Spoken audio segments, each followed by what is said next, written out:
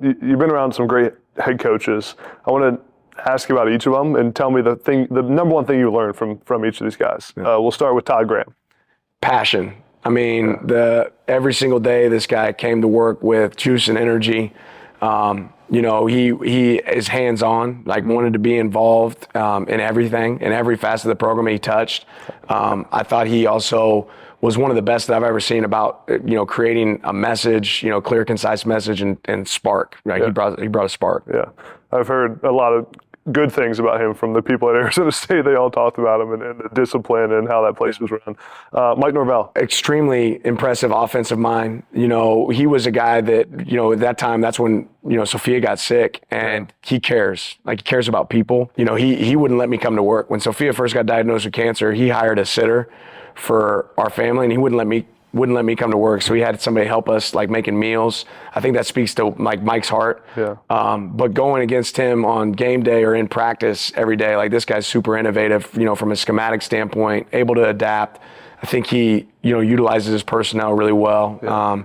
And again, work ethic. The guy works extremely hard. Yeah. Kirby Smart. When you talk about passion, like, Kirby's as high as anybody there. Mm-hmm. And he is one of the most intelligent people I've ever been around. He can see something once and memorize it forever. Mm-hmm. I remember being a GA at Alabama, and he's saying, hey, go pull up lead zone in 2012 versus LSU. Like, we fit that the way I want to fit. Like, he's got that kind of memory and intelligence.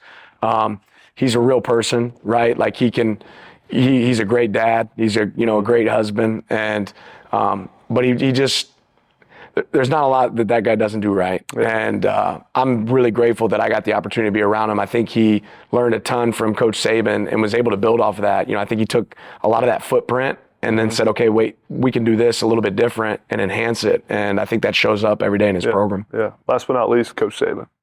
I mean, the definition of consistency. Yeah. Right? At times you almost feel like you're dealing with a robot because of how, methodical he is in his approach.